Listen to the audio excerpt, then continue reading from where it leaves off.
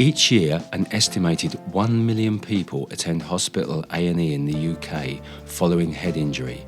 Of these, around 135,000 people are admitted to hospital each year as a consequence of brain injury. It is estimated that across the UK there are around 500,000 people aged 16 to 74 living with long-term disabilities as a result of traumatic brain injury. A brain injury is when any damage occurs to the brain from, for example, trauma. And one of the commonest causes of brain injury that people know about is head injury. When somebody has a head injury, they bang their head, the brain shakes around, the brain gets damaged, get bruising, and get bleeding. Other bits of the brain can get damaged if the skull is fractured, and this all causes injury to the brain. There are other causes of brain injury. Another common one is stroke, more common as you get older, but it is certainly a brain injury.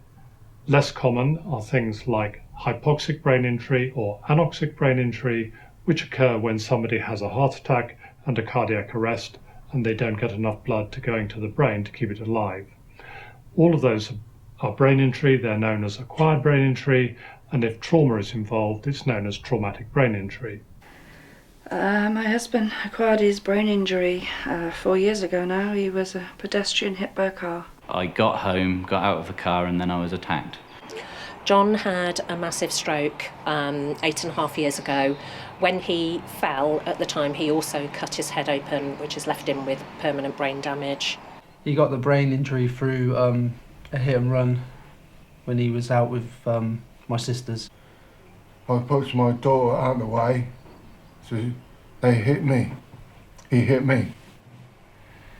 Now, however it occurs, when your brain is injured, it no longer can function as well as it used to, and some functions are certainly less, if not lost. So consequences may be many and varied, including the most outwardly obvious, such as physical disabilities and movement disorders. In addition, many families and carers report significant changes in behaviour and personality. Inappropriate emotional responses and the very common problem of memory loss are also often evident. The less outwardly evident consequences may include, for example, loss of sensation, taste and smell, difficulties understanding and language perception. In any combination, these consequences represent a very significantly changed life for the individual, their family and carers. The person that I knew and had been with and spent my life with for 25 years wasn't the person that came out of hospital. There's so much confusion, you don't understand. My memory isn't brilliant.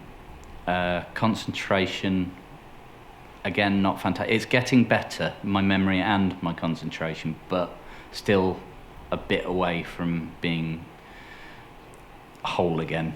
Each day you take it one day at a time. I look normal, but I'm blind in that eye. That side is more or less deaf, but I look normal.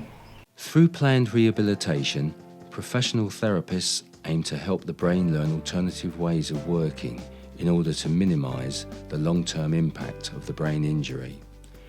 Rehabilitation also helps the survivor and the family to cope successfully with any remaining disabilities.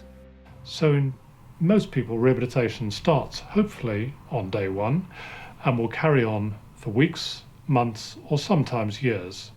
So in the end, we need to be concerned about how we help people get back into an active social role, doing things they want to do that give them meaning to their life. One of the reasons that I became president of Headway is that I really think it's important that we in the rehabilitation community understand that ultimately life is about living with other people, getting on with other people, and organisations like Headway are vital because they allow people to practice that, to gain confidence. They'll be with Headway for a while, then they move on and they make their own friends from within Headway and from elsewhere, and they re-establish their own social life.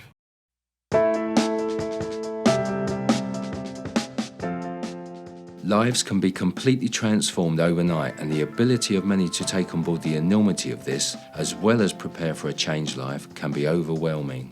It is for this reason that Headway Oxfordshire provides an ABI advisor service. Members of the team regularly visit Oxfordshire's hospitals, in particular the neurology wards, working closely with hospital staff in identifying those that may require our support. With brain injury, quite often medics can't tell you what the prognosis is, so you feel very lost, very alone. You don't really understand what's going on. You don't understand what it will mean for your family and your day-to-day living.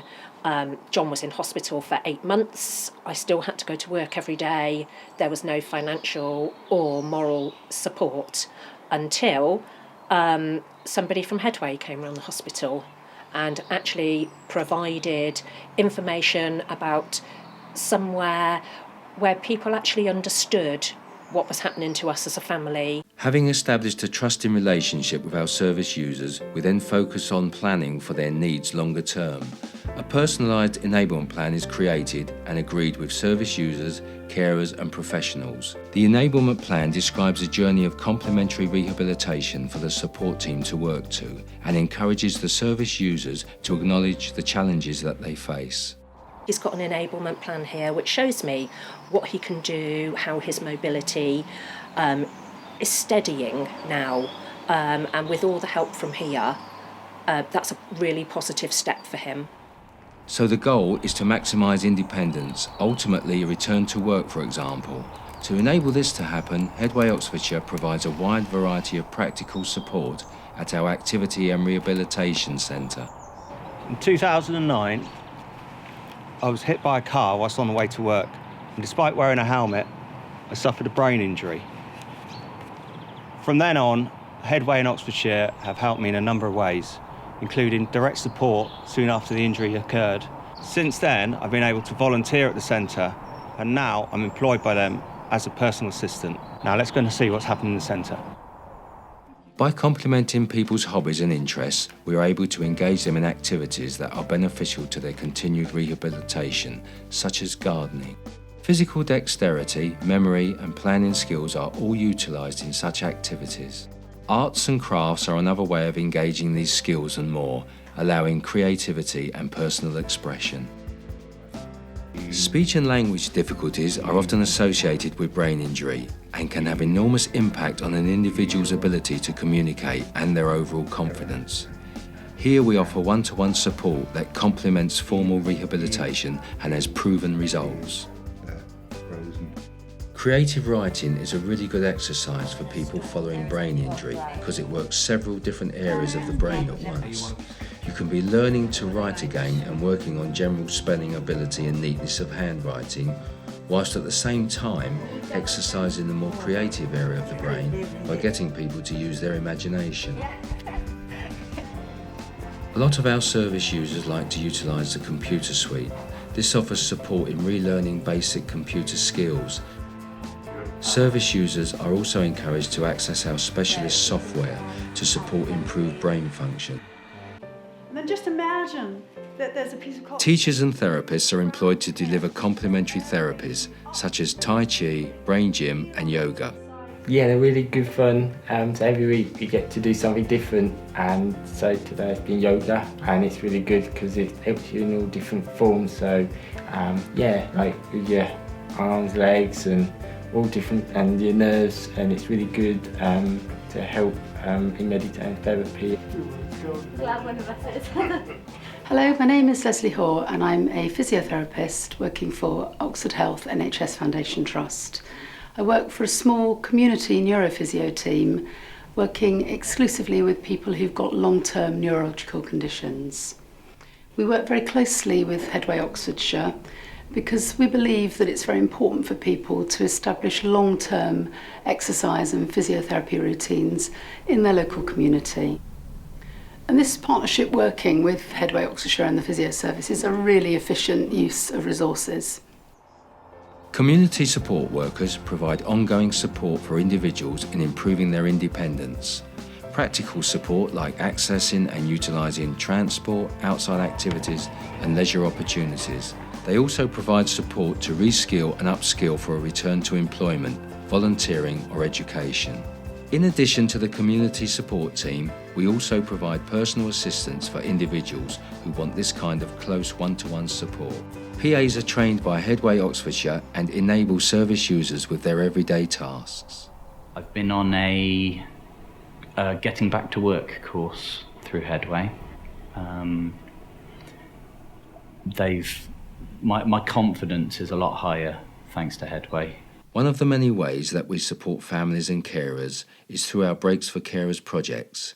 Carers are taken on a short holiday or day trip, whilst their cared for is looked after by our respite team. Last year I did go to London and we did the London Eye, and it's what I term my day out of time, because I didn't have to look for drop curbs, disabled loos, remember meds. I could do anything I wanted. Stop, read a book without being interrupted, have a coffee. Yeah, it was really something. And I'm doing the same again this year. So I don't know where we're going to London, but that's it. I don't know what I'm doing, but I'm going. It's clear that by keeping our service users at the heart of our service delivery model, we are able to offer truly effective support. I am James Pearce. I'm a big supporter of Headway Oxfordshire, and I too have a brain injury. If you feel you can help us to help others, please get in touch.